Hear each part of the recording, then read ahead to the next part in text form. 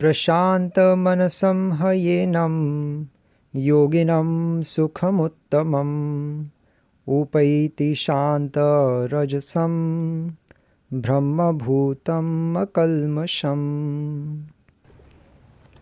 हरे कृष्ण। छठे अध्याय के 27वें श्लोक पर हम आज चर्चा करेंगे। और पिछले श्लोक में तो भगवान एक बेस बता रहे थे कि सभी चाहे कोई भी स्टेप्स हो उनको फॉलो करने से पहले एक बेस तो होना ही चाहिए। और बेस क्या है? माइंड को कंट्रोल में करो अर्जुन।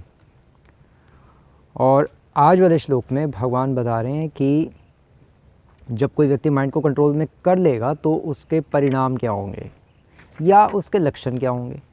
तो भगवान कह रहे हैं कि प्रशांत मनसम ह्येनं योगिनं सुखम उत्तमम, कि जो योगी है, योगी क्या करता है? योगी अर्थात भक्ति योगी हमारे अकॉर्डिंग। योगी क्या करता है कि वो इस मन को एनम, इस मन को प्रशांत, इसको स्थिर करता है भगवान के चरण कमलों में। और जब वो भगवान के चरण कमलों में इस मन को स्थिर करता है तो क्या होता है? तो सुखम उत्तमम उपैति, तो उसको प्राप्त होता है उत्तम सुख। और फिर शांत रजसम, और उसका रजोगुण पूर्ण रूप से शांत हो जाता है। और ब्रह्मभूत अकल्मषम, और उसको ब्रह्मभूत अर्थात उसको पता लग जाता है कि मैं आत्मा और शरीर नहीं हूँ।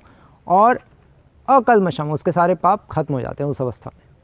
तो ये इस श्लोक का एक ब्रीफ में अर्थ है। तो भगवान कह रहे हैं कि प्रशांत मनसम ह्येनं, अर्थात जिसका मन जब प्रशांत हो जाता है, शांत नहीं परम शांत हो जाता है, अर्थात जब भगवान के चरण कमलों में लग जाता है पूर्ण रूप से।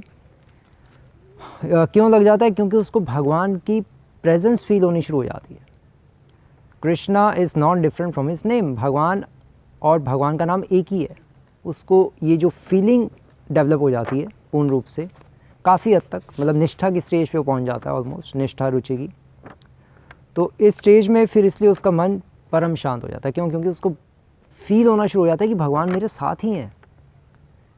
भगवान की प्रेजेंस फील होनी इसको शुरू हो जाती है होली नेम के द्वारा।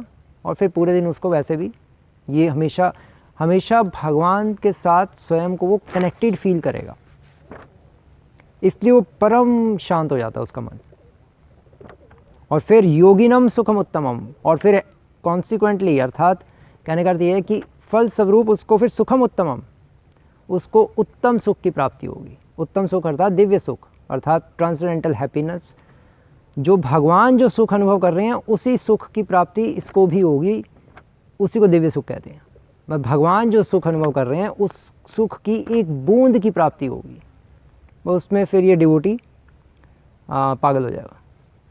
मतलब भगवान अपना सुख शेयर करते हैं फिर भक्त के साथ, क्योंकि वो उसको भगवान की प्रेजेंस फील हो रही है। फिर उसको भगवान अपना, जैसे एक फ्रेंड दूसरे फ्रेंड के साथ अपना लंच बॉक्स शेयर नहीं करता, तो उसी तरह से भगवान अपना हैप्पीनेस जो है, अपना जो सुख है, जो दिव्य सुख जो अनुभव कर रहे हैं, उसको शेयर करते हैं उस डिवोटी के साथ। इसलिए उसको कहा जा रहा है कि उत्तम सुख की प्राप्ति होती है, ऐसा सुख जो इस संसार में नहीं पाया जाता। और फिर भगवान कह रहे हैं कि शांत रजसम, और फिर उसका रजोगुण शांत हो जाता है। रजोगुण शांत हो जाता है अर्थात जो उसमें इच्छाएं हैं इस संसार में कुछ करने की, जो इच्छाएं बची हुई थी, वो पूर्ण रूप से उसकी शांत हो जाती है। तदा रजस्तमो भावा, श्रीमद् भागवतम 1-19, तदा रजस्तमो भावा काम लोभादयश्च, उस तब तत्पश्चात उसका रजोगुण तमोगुण सब खत्म हो जाएगा। क्यों खत्म हो जाएगा? क्योंकि उसको भगवान की प्रेजेंस फील होने के कारण उसको ये लगना शुरू हो जाएगा कि मैं इस संसार में क्या कर रहा हूँ, मैं तो इस संसार का हूँ ही नहीं, मैं तो इस संसार को बिलोंग ही नहीं करता। इसलिए उसको इस संसार में फिर कुछ करने की इच्छा भी नहीं रह जाएगी। करेगा तो केवल भगवान के लिए करेगा, अपने लिए कुछ करने की इच्छा नहीं रह जाएगी। केवल भगवान के लिए ही, भगवान की सेवा ही करना उसका जीवन का फिर एकमात्र लक्ष्य रह जाएगा, और वही उसके जीने का सहारा भी रह जाएगा। और फिर भगवान कह रहे हैं कि ब्रह्मभूत अकल्मषम, और ऐसी अवस्था प्राप्त करने पर फिर वो ब्रह्मभूत हो जाता है, अर्थात उसको ब्रह्मभूत प्रसन्न आत्मा ना शोचती न कांक्षति। ब्रह्मभूत अर्थात उसको ये रियलाइज़ हो जाता है कि मैं आत्मा हूँ, शरीर नहीं हूँ पूर्ण रूप से।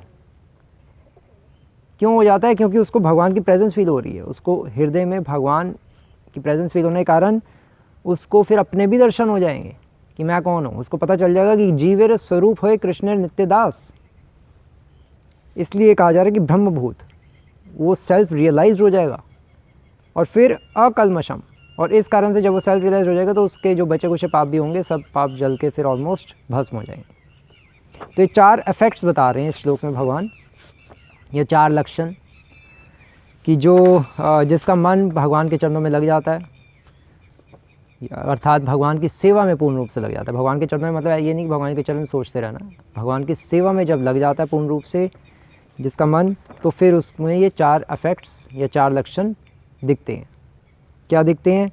पहला लक्षण कि उसको सुखम उत्तम सुख की प्राप्ति होती है। दूसरा लक्षण उसका रजोगुण शांत हो जाता है। तीसरा लक्षण कि वो ब्रह्मभूत बन जाता है। और चौथा लक्षण कि वो अकल्मषम, उसके सारे पाप काम क्रोध इत्यादि सब खत्म हो जाता है। तो ये भगवान इस श्लोक के माध्यम से कह रहे हैं। हरे कृष्णा। श्री प्रभुपाद की जय।